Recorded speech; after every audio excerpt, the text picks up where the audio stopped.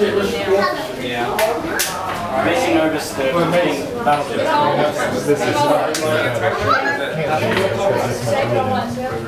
It was at one point. Alright guys, listen. This is officers only. Each one has a separate stateroom. That's why this looks the way it does. Staterooms for officers. Hot and cold running water back here. Makes a big difference when you go up front.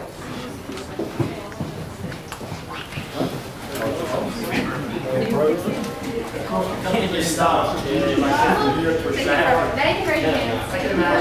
like basically it's like $1 million to bread. And then you get the right outside sitting in the bowl of mud, which has been going up and down. That mud, taking that mud out. Then it has to be stabilized. Take it down to a shipyard to do some cold work on it. Is this a Navy ship?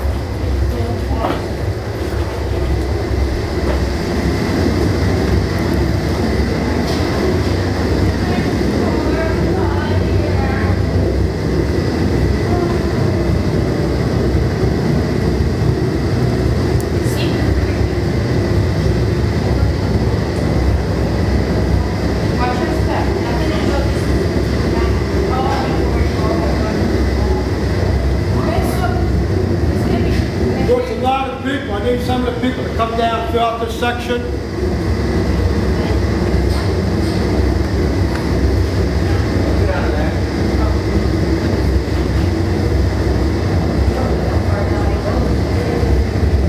It goes down 3 stories. 3 stories down. This is a mechanical engineering. The engines are actually sitting on the inner bottom.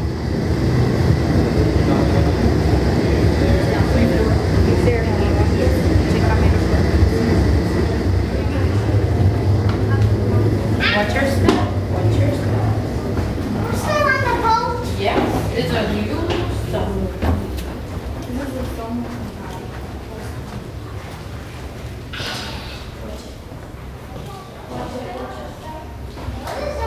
Oh my goodness. Look at that. Oh, that's what it is. Yeah.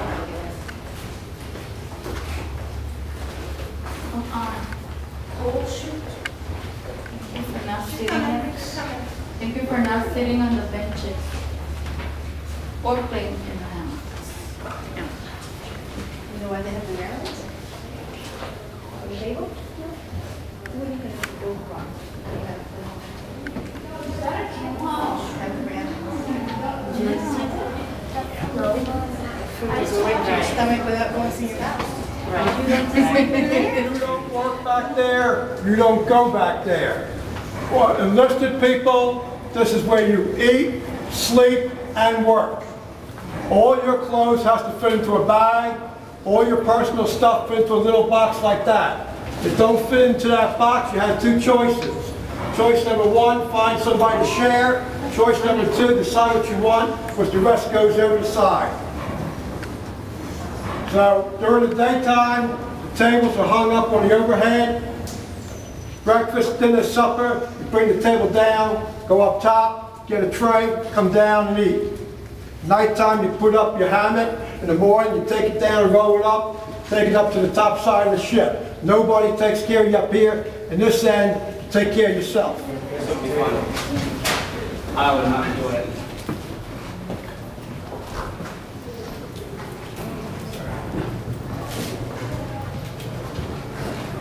The only difference between underway and in port is that there's just little differences in some of the routine.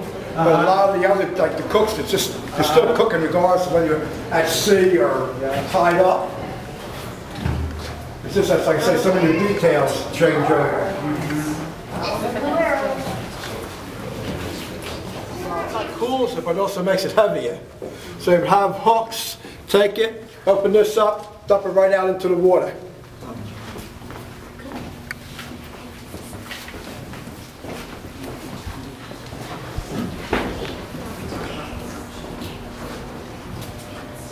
The dentist and the barber shop, ship store, How long were they out to sea? Back then, it really wasn't that long. Because, I mean, their foreign port was British Hong Kong. And the interesting thing is, back then, when a ship was not at war, they stayed in the beige and off-white. When war got declared with Spain, they could only stay in Hong Kong for 24 hours. In that 24 hours, they restocked the ship, painted the ship back into the battleship grid they have now. Wow. So back then, and it really didn't make a difference. If you think like this, the ships belched out thick black smoke. So you could see smoke from a ship at the horizon before you saw the ship. So you really couldn't sneak up on anybody. The difference was, if a ship was painted in beige and white, it was non-belligerent. So in other words, it was not a ship at war. If you've seen a ship in gray, that meant, you know what, all bets is off, because you can get them before they get you. The other thing about the gray is that, well, like you have like early morning mist or fog, gray blends right into a fog. If you was ever out here, like on an early morning, it's misty, you look across the water, you can't see the New Jersey. It's a full-size battleship. If it's misty, like a light rain even, it just kind of like totally disappears. That's the reason for the gray, not because they get good cost on the color. Now, this is all World War I. Same thing like this. So, ship's anchor wedge. You don't take an anchor and just throw it in the water if you don't know how deep your water is. So let's say you have 5 miles of anchor chain and you're in 7 miles of water. If you're lucky, the anchor chain will break. If you're not lucky, what happens is the anchor goes all the way down to what they call the bitter end. It's welded to the keel of the ship. If the anchor chain holds, it could pull that piece of keel out from the bottom of your ship.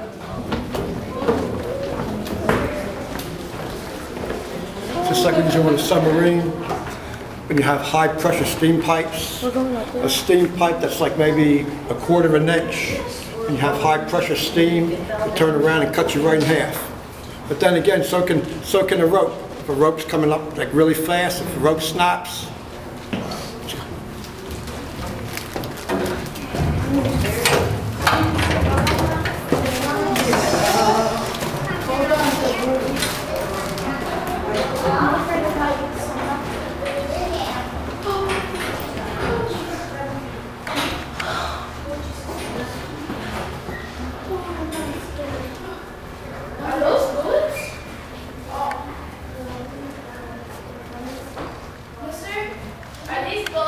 Shells, yeah, same thing.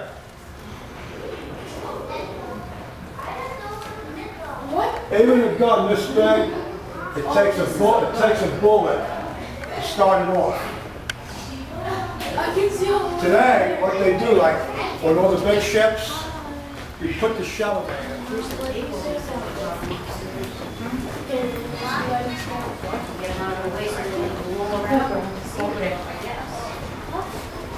So those pots are made of wood? Inside. Genuine icebox next to you. This one here, Aren't pennies made out of copper? copper and lead. So you can't make You can bend them.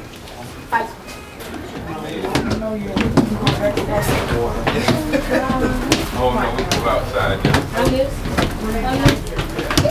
Fuck that storm.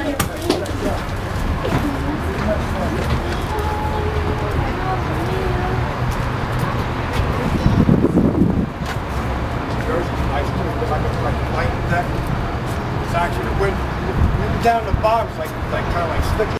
Should have given you a word before starting this stuff. You about some bro.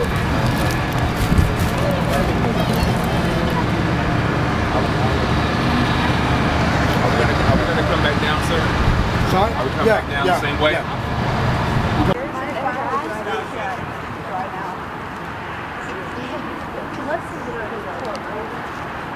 Go ahead.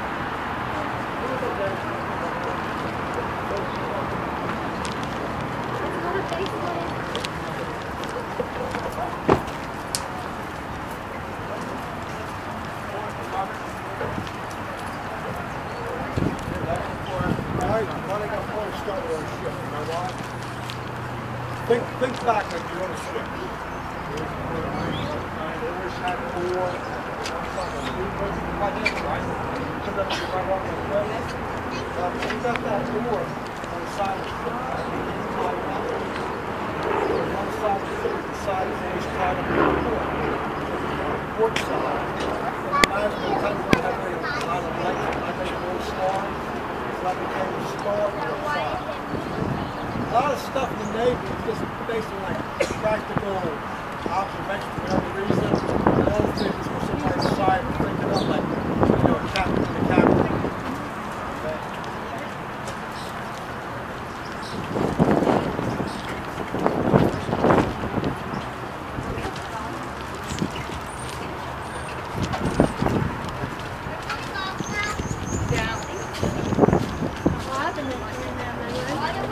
Are you battery, Dad? Battery. Wow, you have another camera. All the way down. Go back down. Blue arrows, I repeat the quality. Whoa, there's things.